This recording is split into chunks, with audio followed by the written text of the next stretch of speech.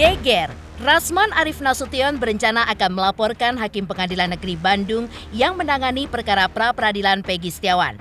Hal tersebut mendapat reaksi keras dari kuasa hukum Peggy Setiawan, di antaranya Nicholas Kilikili. Nicholas menilai Rasman mencari masalah baru jika langkahnya tersebut serius akan ditempuhnya. Bahkan ia pun mengingatkan Rasman bahwa Hakim Eman Sulaiman pun bisa melaporkan balik Rasman ke Lembaga Kode Etik Advokat, di mana akan terancam dicabut izin pengacaranya dan bahkan terancam dipecat. Langkah Rasman bahkan dinilai Nicholas Kilikili sebagai langkah yang ngawur karena sudah menzolimi Hakim Eman. Padahal di mata Nicholas Kilikili dan juga netizen, Hakim Eman seperti malaikat yang telah turun dari surga. Lantas benarkah Nicholas pun juga siap pasang badan untuk melawan Rasman? Seperti apa Rasman menanggapi pernyataan Nicholas Kilikili tersebut? Pemirsa, bersama Intens Investigasi, kami hadirkan kabar terkini, terpercaya, dan teraktual. Tetapi sebelumnya, jangan lupa untuk like, subscribe, dan juga share channel YouTube ini.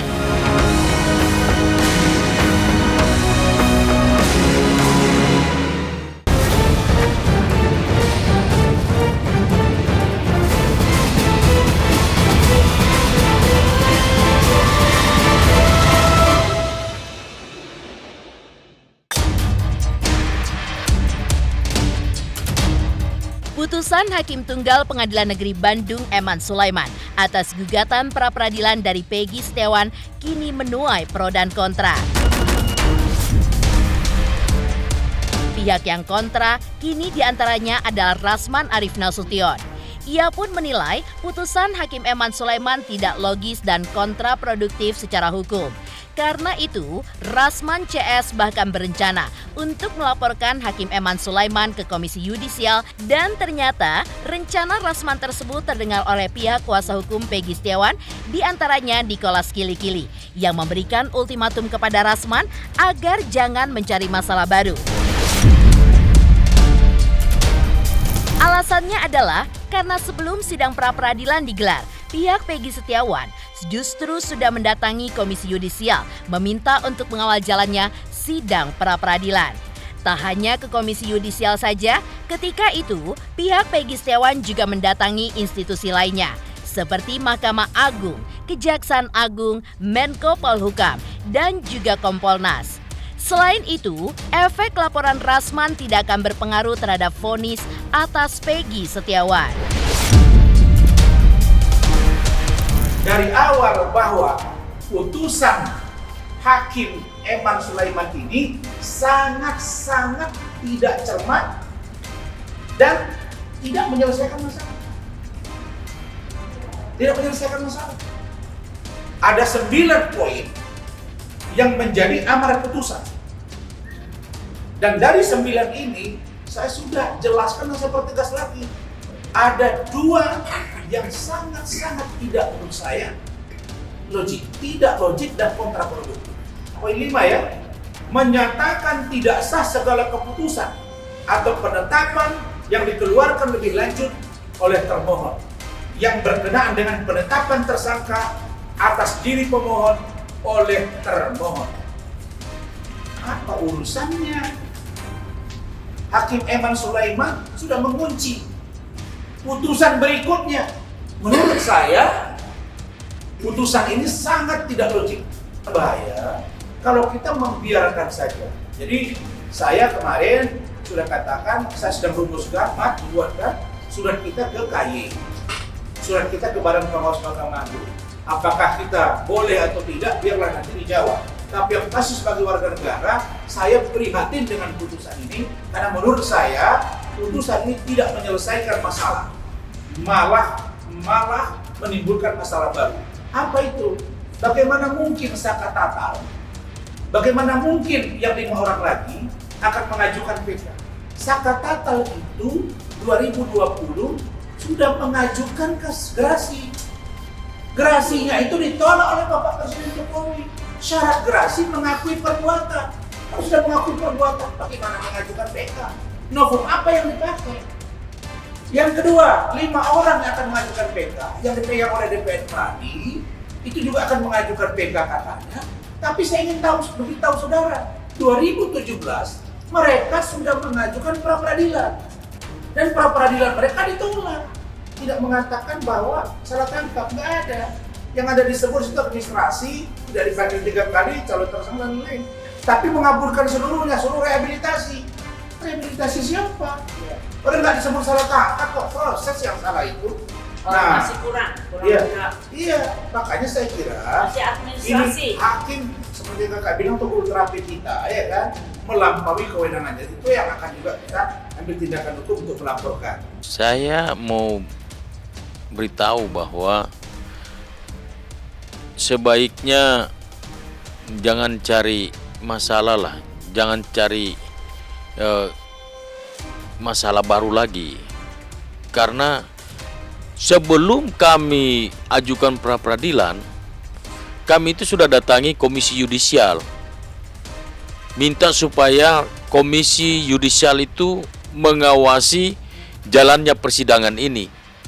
Kami juga sudah datangi Mahkamah Agung, sudah datangi Kejaksaan Agung, bahkan ke Kompolnas, Menko Polhukam, kami datangi semuanya. Kami minta supaya mengawal, betul-betul mengawal jalannya kasus pra peradilan Peggy Setiawan. Tidak ada pengaruh apa-apa lagi untuk Peggy. Dan bagi lawyer-lawyer yang lain ini saya nggak terlalu khawatir dengan mereka lah. Karena putusan itu sudah jelas, final dan mengikat. Karena permohonan kami secara keseluruhan diterima oleh hakim, termasuk error in persona. Artinya bahwa error in persona artinya salah orang, salah tangkap. Kamu punya bukti baru, bukti apapun tidak bisa untuk menjerat si Peggy lagi. Dia sudah bebas seperti kita-kita ini. Jadi saya mau pastikan bahwa kalaupun ada laporan-laporan mereka, terus kemudian misalnya lah, katakanlah ada etik yang dilanggar oleh Hakim Eman Sulaiman, tapi itu tidak merubah keputusan pra peradilan yang sudah diputuskan oleh Hakim Eman Sulaiman. Berbeda dengan Rasman Arif Nasution yang justru melihat putusan Hakim Eman Sulaiman tidak logis. Sementara itu, di mata Nicholas Kilikili justru menilai jika Hakim Eman Sulaiman bagaikan sosok malaikat yang turun dari surga. Sehingga di mata Nicholas Kilikili sangat mengherankan jika ada orang yang mau melaporkan Hakim Eman Sulaiman ke Komisi Yudisial. Karena menurut Nicholas Kilikili, apa yang sudah dilakukannya adalah perbuatan mulia. Dan jika Rasman mau melaporkan Hakim Eman Sulaiman ke Komisi Yudisial, sama saja dengan perbuatan zalim. Jadi kalau ada rekan-rekan yang lain yang mau coba-coba melapor Hakim Eman Sulaiman ke Komisi Yudisial, saya rasa itu sangat keliru. Karena saya mau beritahu, saya tegaskan bahwa bagi saya, Hakim Sulaiman ini, Eman Sulaiman ini adalah malaikat yang datang dari surga turun ke bumi. Kami justru berdoa supaya ada lagi Hakim Eman Sulaiman yang lain di negara Republik Indonesia yang kita cintai ini. Pertanyaan saya, ketika Hakim Eman Sulaiman dengan seadil-adilnya sudah memutuskan perkara ini dengan seadil-adilnya kepada rakyat kecil, kepada seorang kuli bangunan, pertanyaannya, apakah seorang kuli bangunan, seorang rakyat kecil tidak boleh mendapatkan keadilan di negara ini? Jadi hanya keadilan itu hanya milik orang kaya, keadilan itu hanya milik orang yang berpangkat, keadilan itu hanya milik orang-orang tertentu saja, sementara rakyat kecil ini tidak boleh mendapatkan keadilan. Sangat lucu bagi saya kalau ada rekan-rekan lawyer yang lain mau mencoba membatalkan putusan pra peradilan ini dan mau mencoba menjolimi Hakim Eman Sulaiman ini. Ini perbuatan zolim. kita lihat bahwa keberanian daripada Hakim Eman Sulaiman ini patut diangkat bukan cuma 2 jempol. Kalau bisa saya pinjam itu jempol seluruh Indonesia ini saya angkat buat Hakim Eman Sulaiman. Dan sekali lagi saya bilang bahwa ini betul-betul malaikat yang turun dari surga ini kepada hakim ini. Saya tidak menganggap itu sebagai sebuah kecaman kepada saya, tapi itu lebih kepada kritik, dan kritik itu harus saya respon secara soft landing, kalau ibarat pesawat soft landing. Dan justru menurut saya pikiran mereka itu saya hargai, tapi saya minta dalam negara demokrasi yang mengedepankan hukum sebagai panglima, maka mereka juga saya harapkan menghargai pikiran dan sikap saya dalam berbicara, begitu juga dalam bertindak. Jika benar rencana Rasman Nasution akan melaporkan Hakim Eman Sulaiman, maka Nicholas pun siap membela sang hakim. Tak hanya itu, Nicholas pun siap pasang badan untuk mengawal Hakim Eman Sulaiman, bahkan siap melawan dan bertarung di jalur hukum dengan Rasman Nasution dan semua yang berpihak dengan sikap Rasman yang kontra dengan putusan Majelis Hakim Tunggal. Kita harus patut bangga ada hakim yang jujur dan adil, yang tidak gampang dipengaruhi oleh apapun juga. Justru kita harus mendukung. Malah orang berlaku benar, berlaku baik, berlaku adil, semangat keadilan itu malah dimatikan, malah dipadamkan. Ini kan ngawur. Hati-hati loh. Bisa saja begitu lapor Hakim Eman Sulaiman juga lapor balik lagi. Ingat bahwa kita masing-masing organisasi advokat itu punya kode etik. Jangan sampai Hakim Eman Sulaiman nanti lapor di organisasi kode etik, lalu ini teman-teman advokat ini izin pengacaranya bisa dicabut, kena etik, dia dipecat. Dan bahaya juga, bisa lama-lama ya tidak ada menutup kemungkinan bisa saja izin pengacaranya dicabut. Di sini bukan cuma Rasman aja, tetapi ada juga pengacara-pengacara yang lain juga. Nah, saya nggak tahu maksud mereka ini, tujuan mereka ini apa, saya nggak ngerti. Tetapi ketika itu dilakukan, maka saya siap membela Hakim Eman Sulaiman. Saya akan pasang badan untuk Hakim Eman Sulaiman. Siapapun dia saya akan lawan. Kita bela hakim itu, dan bukan saja ini bisa demo berjilid-jilid di Indonesia ini buat untuk kalau gugatan mereka ini diterima atau laporan mereka ini diterima, bisa demo berjilid-jilid di Indonesia ini. Saya pastikan itu. Berbeda pandangan itu hal yang biasa dalam negara demokrasi, apalagi Indonesia. Tetapi yang tidak boleh itu kita saling menuding, saling menuduh, saling mengancam, dan lain-lain. Karena sejatinya lawyer itu memang harus berpikir cermat, cerdas, dan perspektifnya harus jelas. Gitu. Jadi kalau kita statement itu basisnya keilmuan. Keilmuan itu dibarengi dengan data gitu. Nah, jadi mereka menyampaikan itu tentu dengan data, dengan keilmuan yang sudah mumpuni, dan itulah perspektif hukum yang mereka pahami. Saya tidak bisa menyalahkan mereka. Begitu juga dengan saya punya perspektif hukum, pikiran yang berbeda terhadap putusan ini, dan mereka juga harus hargai gitu. Dan saya yakin Bang Niko Kilikiri dan teman-teman menghargai itu, dan saya nggak ada masalah dengan itu, karena kita tetap kontak-kontak, kita tetap komunikasi, dan ini lebih kepada pandangan hukum masing-masing gitu. Jadi saya kira tidak ada masalah dengan itu. Rasman Arif Nasution pun membeberkan alasannya ingin melaporkan Hakim Eman Sulaiman ke Badan Komisi Yudisial. Salah satunya adalah menguji keputusan Hakim Eman Sulaiman. Apakah sesuai atau tidak dengan ketentuan dan juga aturan hukum yang berlaku dari perspektif Komisi Yudisial dan juga norma-norma serta perspektif MA. Ditegaskan lagi oleh Rasman bahwa apa yang ia lakukan bukan melaporkan Hakim Eman Sulaiman, tapi lebih kepada mengajukan komplain konstitusional. Karena dari perspektif hukum Rasman, apa yang sudah dilakukan oleh Hakim Eman Sulaiman sudah melampaui kewenangannya sebagai hakim. Lantas, seperti apa pula pesan menohok dari Nicholas Kilikili untuk Rasman dan juga kawan-kawannya?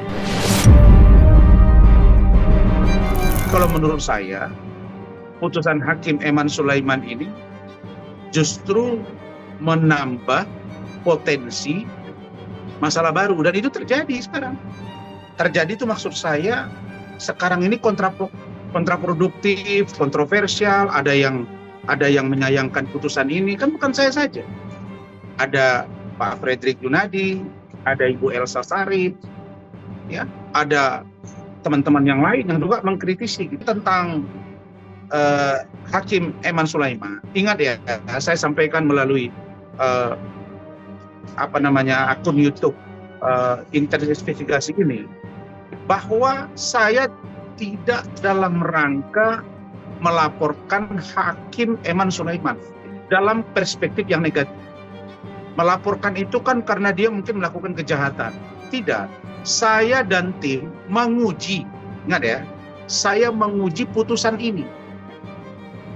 Apakah putusan ini sesuai dengan aturan hukum yang berlaku dari perspektif Komisi Yudisial?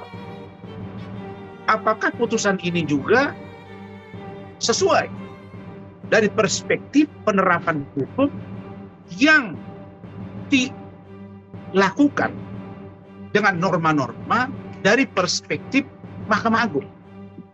Karena itulah kita menguji fungsi Badan Pengawas Mahkamah Agung. Kita minta menguji putusan ini.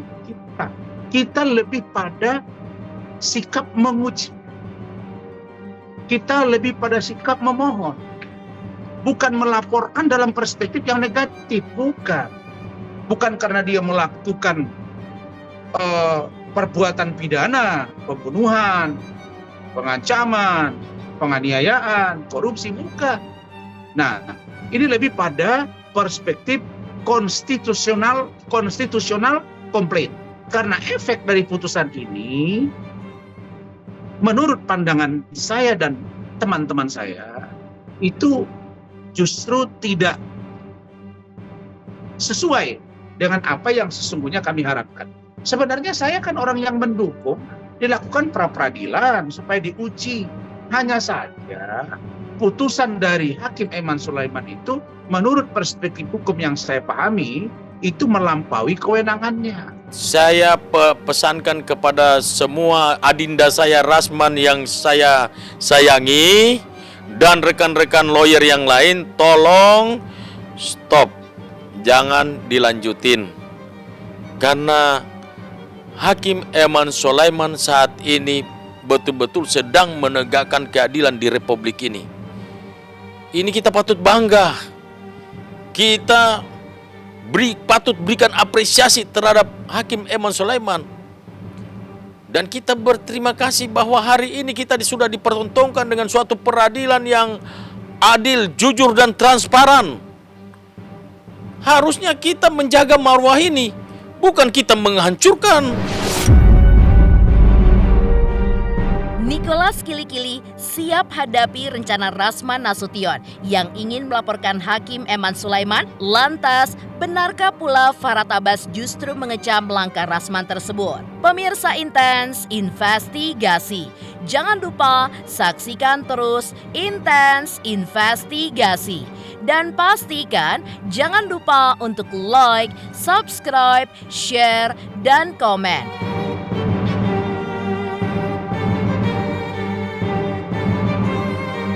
Selamat untuk Intens Investigasi karena sudah mencapai 3 juta subscribers di YouTube. Sukses selalu and all the best.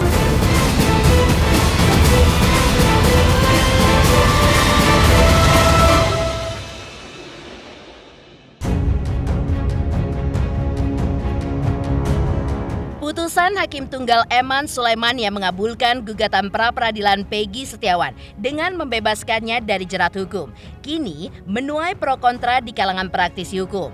Sikap Rasman Arif Nasution yang hendak melaporkan Hakim Eman Sulaiman ke Komisi Yudisial membuat Farhad Abbas selaku tim kuasa hukum Saka Tatal mengecam Rasman. Farhad menilai rencana Rasman tersebut berlebihan, karena itu tidak perlu dipedulikan. Kita itu pengacara, kalau udah dapat hakim yang benar, jangan macam-macam hakim ke kaya laporin Komisi Yudisial, diam-diam aja kalau mau laporin hakim. Pengacara, namanya pengacara itu harus tahu diri, ngukur diri, ya. Hakim itu adalah orang yang kita muliakan. Nah, kalau kamu mau ngelaporin ya lapor aja surat, diam-diam aja. Ya kalau benar, kalau nggak benar gimana? Ya? Bisa nggak merubah putusan? Ini orang punya pengalaman nggak bagus, dia dilarang masuk parkir aja ngamuk-ngamuk, teriak-teriak, orang nggak ada sopannya gitu. Makanya kamu sekolah kesopanan nggak, sekolah apa ya? Selama menurut saya nggak usah didengarnya. Itu anggap aja dia kalimatnya kasar, itu doang mulut-mulutnya gitu. Kali ini ya, ingat ya, Ran, kamu nggak akan saya maafkan lagi. Kamu hanya bisa bertobat nanti di neraka aja. Di Indonesia udah nggak bisa dimaafin orang kayak gitu. Ini saya akan marah gitu. Dan terbukti kamu telah menzolimin orang-orang yang terzolimin ini. Kamu seolah-olah mengatakan membela orang yang dibunuh, tapi emang ada yang setuju orang dibunuh di sini? Gak ada kan? Tapi yang kita tidak setuju kan orang nggak salah dihukum kan? Kan kira-kira begitu, ya Chris? Oh, iya. Poinnya orang tidak salah dihukum. Jadi pengadilan udah tahu, kalian itu udah nggak laku di pengadilan, udah nggak dicuekin di pengadilan, karena kalian tuh kasar sama pengadilan, tidak sopan sama hakim-hakim. Dia yang berkuar-kuar mau nyenggol-nyenggol saya, ya hati-hati kamu. Jadi pengacara itu dampingi terdakwa, dampingi terpidana yang orang terzolimin, bukan dampingi orang saksi bohong untuk menzalimi orang yang terzolimin, ya. Udah gitu aja gitu. Sayang, mulai sekarang nama-nama kalian ini udah jelek di mata masyarakat Indonesia, di mata hakim udah jelek. Ya, siapa sih orang yang pernah kamu bela bebas dan hebat sih? Gak ada, ya. Mulai saat ini jangan lagi pakai mereka ini, nggak akan laku lagi. Ya, pokoknya pakai Farhad dan Krishna. Walaupun nggak dibayar, tetap kita lawan dan kita menang. Ya, catat itu. Amin.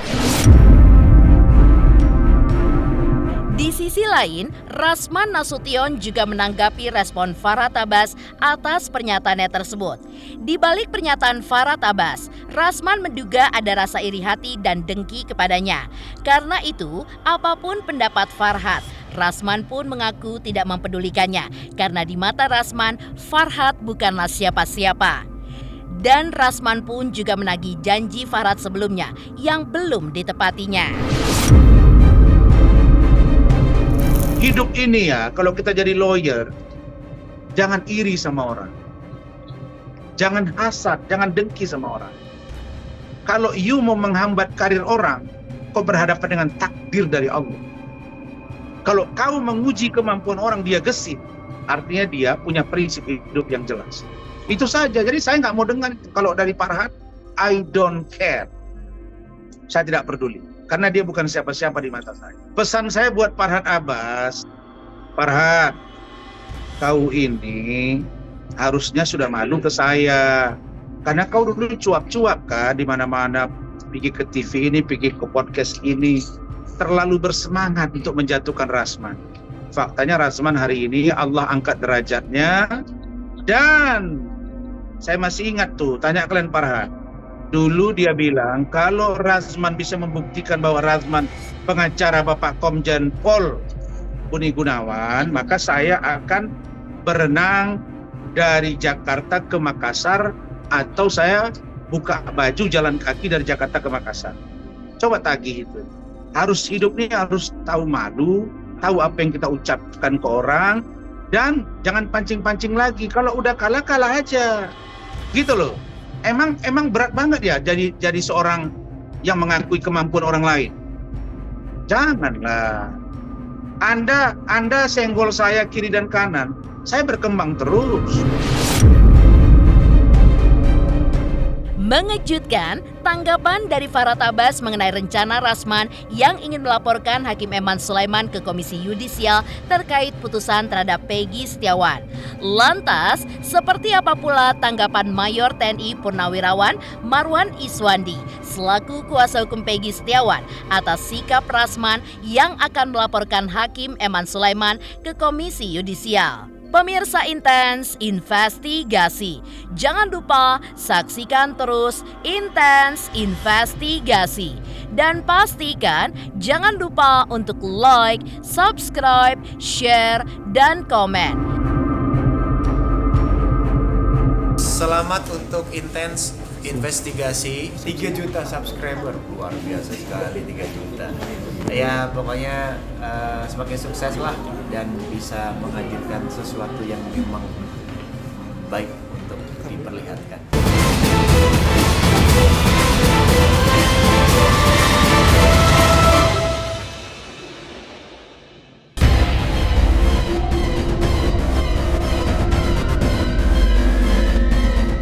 Rencana Rasman Arif Nasution yang hendak melaporkan Hakim Tunggal Eman Sulaiman ke Komisi Yudisial terkait putusannya yang mengabulkan permohonan pra-peradilan Peggy Setiawan hingga membebaskan Peggy mendapat respon menohok dari kuasa hukum Peggy lainnya. Mayor TNI Purnawirawan Marwan Iswandi juga menilai jika rencana Rasman tersebut tidaklah tepat. Pasalnya, pertanggungjawaban hakim atas vonis yang dibuatnya bukan kepada Komisi Yudisial melainkan kepada Tuhan. Kecuali jika hakim melanggar kode etik, maka langkah Rasman tersebut barulah tepat. Namun, Marwan Iswandi tetap menghargai langkah Rasman tersebut karena yang menilai nantinya adalah Komisi Yudisial. Hanya saja di mata Marwan Iswandi, tidak ada kode etik yang dilanggar Hakim Eman Sulaiman terkait vonis pra-peradilannya terhadap Peggy Setiawan yang memiliki konstruksi hukum yang jelas. Ada aja bang itu kayak gitu. Orang putusan pengadilan kok, kecuali kalau kode etik yang dilanggar. Kalau dilanggar kode etik oleh hakim ya ini memang ke Komisi Yudisial. Kalau putusan pengadilan kok pertanggungjawabannya hakim itu pada Allah, pada Tuhan, maka dia dipanggil yang mulia. Tapi ya itu haknya Pak Rasman. Pak Rasman, kalau itu negara demokrasi kok, silakan aja. Ya tapi kalau saya kurang tepat, menurut hemat saya kurang tepat. Tapi nggak apa-apa, itu memang hak semua si warga negara punya hak. Kalau saya mengatakan mengecam juga sih enggak. Kalau mengecam enggak ada. Tapi itu haknya Pak Rasman. Haknya Pak Rasman. Tapi menurut saya kurang tepat. Apa yang dilakukan oleh Pak Rasman itu kurang tepat.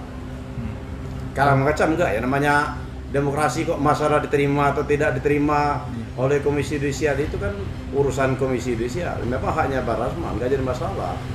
Kalau mengecam tidak, silakan aja. Tapi kan kurang tepat. Kalau dari segi kita kacamata kita ya, bukan karena saya penasihat hukumnya si Peggy Setiawan, bukan. Kita ngelihat dari kacamata hukum. Udah benar apa yang dilakukan oleh Pak Eman Sulaiman. Tetapi aku bilang kalau Bang Rasman merasa itu tidak berlagi dia ada kejanggalan, tetapi menurut saya kurang tepat. Dia aja tidak tepat. Kalau mengecam itu tidak, silakan aja, tapi tidak tepat. Pemirsa Intens Investigasi, jangan lupa saksikan terus Intens Investigasi. Dan pastikan jangan lupa untuk like, subscribe, share, dan komen. Tim redaksi Intens Investigasi juga mengucapkan banyak terima kasih kepada semua subscribers. Hingga kanal Intens Investigasi kini sudah mencapai 3 juta subscribers.